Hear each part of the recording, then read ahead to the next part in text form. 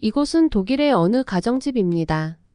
고등학교 여학생이 학교에서 돌아와 엄마를 부르지만 엄마는 대답이 없습니다.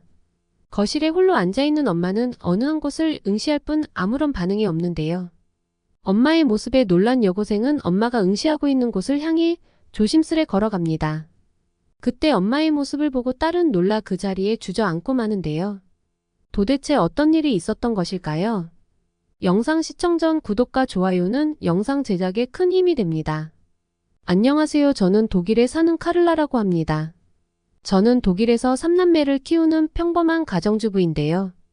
제 곁에는 남편 한스와 눈에 넣어도 아프지 않을 마리와 율리아 그리고 벤이 있어요. 가정주부가 되기 전 저는 소위 말하는 잘나가는 소프트웨어 엔지니어였습니다. 대학에서 컴퓨터 공학을 전공하고 졸업한 저는 프로그래밍과 시스템 개발을 했는데요. 저는 선진 기술을 활용한 다양한 프로젝트들에 참여하면서 경력을 쌓았고, 제가 개발한 프로그램이 대박나면서 회사에 막대한 이익을 가져다 줬어요.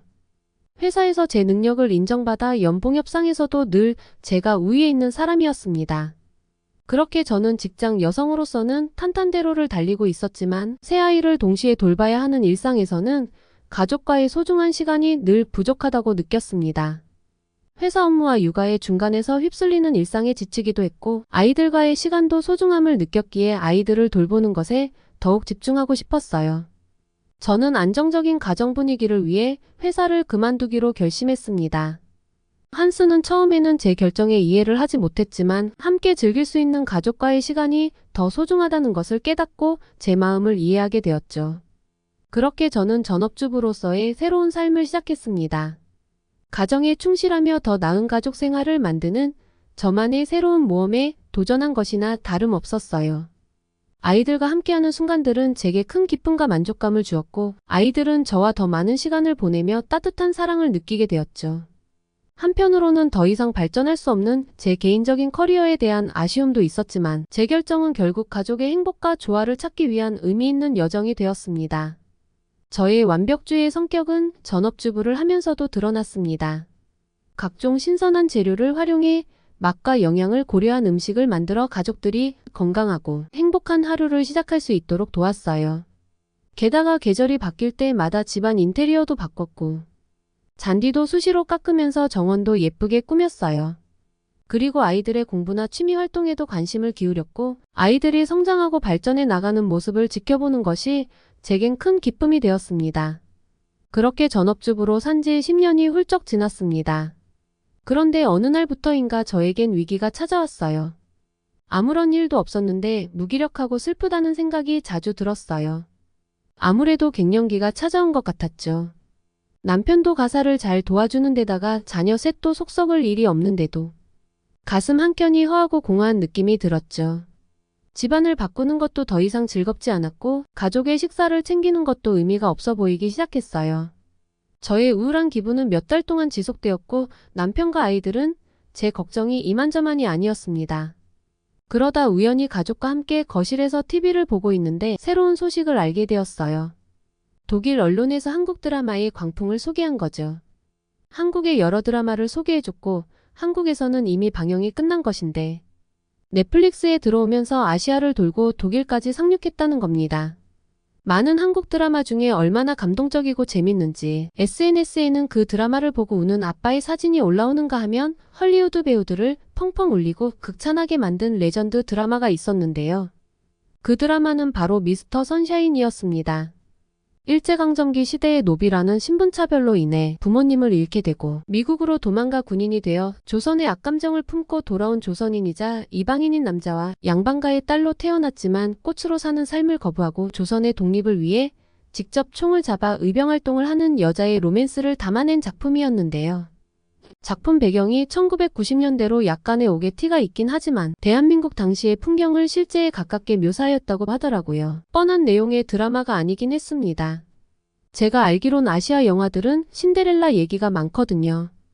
돈 없는 여자가 상류층 남자를 만나 사랑에 빠져 잘 살게 된다는 뻔한 레파토리 같은 것 말이에요.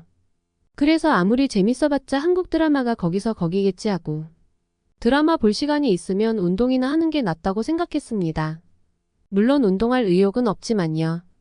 여느 날과 같이 남편은 회사에, 아이들은 학교에 가고 난 후 저는 무료한 시간을 보내고 있었어요. 거실에는 둘째 딸이 미처 정리하지 못한 노트북이 덩그러니 놓여 있었죠. 딸의 방에 가져다 두려고 노트북에 마우스를 건드렸는데 며칠 전에 TV에서 봤던 미스터 선샤인이 나와 있더라고요. 한국의 여배우가 꽤 예뻐 보여서 잠시 보았는데 섬세한 감정 표현도 좋고 조연들의 유머에 드라마에 빠져들고 말았어요. 그래서 다시 첫 편부터 보기 시작했습니다. 그것이 제 첫 한국 드라마 입문작입니다. 저는 그 드라마를 보느라고 아침 식사를 했던 그릇도 제대로 치우지 못했어요. 게다가 제 몸을 씻지도 못했죠. 제가 무언가에 몰입하는 것은 정말 오랜만이었어요. 새로운 즐거움을 찾은 것 같았어요. 한참을 보고 있는데 뒤에서 누군가 저를 부르더라고요. 둘째 딸이었어요. 도대체 몇 번을 불렀는데 말이 없냐면서 놀랬다고 하더라고요. 저는 드라마를 몇 편 안 본 것 같은데 딸이 벌써 학교를 마치고 집에 올 시간이 되었다는 사실에 깜짝 놀랐습니다. 드라마를 보느라 시간 가는 줄을 모르고 있었던 거죠. 게다가 학교를 마치고 오는 딸에게 줄 간식도 준비하지 못했어요. 급한 대로 쿠키와 우유를 꺼내주었습니다. 드라마를 계속 보고 싶은 마음을 접어두고 저는 가족 저녁 식사를 후다닥 차렸어요. 저는 저녁밥이고 뭐고 건너뛰고 드라마가 계속 보고 싶었어요. 가족들은 TV를 열심히 보는 제 모습이 무기력하게 있는 것보다는 좋다고 하더라고요. 어느 날은 가족들이 집에 왔는데도 제가 드라마를 보느라고 저녁 준비도 못한 적도 있어요. 가족들에겐 미안하지만 그날은 배달 음식으로 저녁을 대신했답니다. 저녁도 해결됐겠다. 저는 신나서 음식이 도착하면 알아서 먹으라고 하고 노트북을 가지고 방으로 들어가서 드라마를 봤어요. 가족들은 생애 처음으로 제 손길이 닿지 않은 음식을 먹으면서 너털 웃음을 지었어요. 한국 드라마 시청 이후 저는 더 이상 우울하지 않았습니다. 마치 치유제를 먹은 것 같았죠. 사실 우울할 틈이 없었습니다. 저도 제가 드라마에 이 정도로 빠질 줄은 생각도 못했거든요. 미스터 선샤인은 24회를 모두 보고 연달아 2번이나 더 보고 말았으니까요. 미스터 선샤인은 독일에서 늘 보던 지구를 지키는 뻔한 영웅 스토리도 아니고 아시아 드라마 주류를 이루었던 신데렐라 이야기도 아닌 새로운 스토리의 드라마였어요. 특히 한국의 실제 역사를 배경으로 한 로맨스를 다루는 것이 신선했어요. 아름다운 영상과 장대한 이야기가 너무 슬프기도 했고 한국에 대해서 생각하게 되는 드라마였어요. 저는 그 이후로 더 많은 한국 드라마를 찾아서 보았어요. 사랑의 불시착도 정말로 재미있게 봤는데 알고 보니 한국에서는 미스터 선샤인만큼 사랑의 불시착도 인기가 좋았던 드라마라고 하더라고요. 그리고 드라마 촬영지로 나왔던 스위스 어느 한 호수는 관광객이 폭발하여 통행료까지 받게 되었다는 것을 알게 되었는데 한국의 드라마의 파급력에 놀랐습니다. 그리고 사랑의 불시착 마지막 장면에는 너무 슬퍼서 눈물을 펑펑 쏟았답니다. 제 가족들도 도대체 얼마나 슬프길래 우는 거냐면서 남편과 아이들도 함께 보았는데요. 여유롭게 보던 남편도 결국엔 눈물을 참지 못하고 울어버리더군요. 독일 드라마들을 보면 섬세하지 못한 감정씬도 많고 갑작스러운 스킨십 장면들이 등장해서 시청자들을 당황하게도 만들어요. 그런데 한국 드라마는 이런 불편한 부분들이 별로 없어서 가족과 함께 즐길 수 있는 드라마인 것 같아요.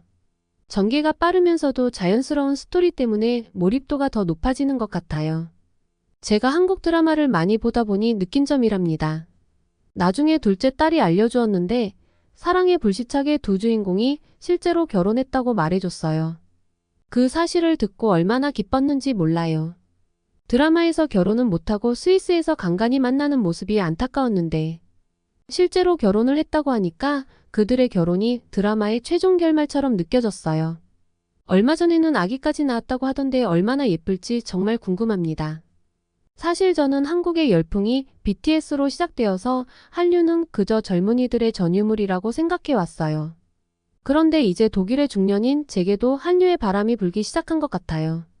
완벽주의 성향인 제가 가정에 소홀해지는 신기한 경험을 하기도 했고 무엇보다 저의 우울감이 싹 사라졌고 새로운 재미를 찾아 매일이 신나요. 얼마 뒤엔 가족들이 그동안 가정에 헌신한 저를 위해 한국에 여행 가자고 하더라고요. 아이들은 한국어 공부를 하고 있고 남편은 한국에 가기 위한 여행 경비를 모으고 있어요. 한국에 가게 되면 드라마 촬영지를 방문해보고 싶습니다. 저에게 새로운 활력을 찾게 해준 한국 드라마 정말 감사합니다. 앞으로 가게 될 한국 여행도 꽤 기대하고 있답니다. 지금까지 제 사연을 들어주셔서 감사합니다. 카를라 씨의 사연 어떻게 들으셨나요? 갱년기가 찾아와 무기력함에 빠져 우울해하고 있던 카를라 씨가 한국의 드라마를 보고 다시 활력을 되찾았다고 하는데요. 이처럼 한국의 콘텐츠의 인기가 하늘을 찌르며 현재 넷플릭스에서 가장 중요하게 생각하는 지역이 한국이라고 합니다.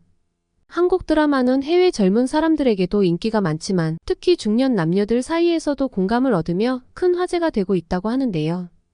기존의 젊은이들 사이에서 인기였던 한국의 대중문화가 전 세계를 휩쓸면서 해외의 중년에서 노년까지 전해지고 있다고 합니다.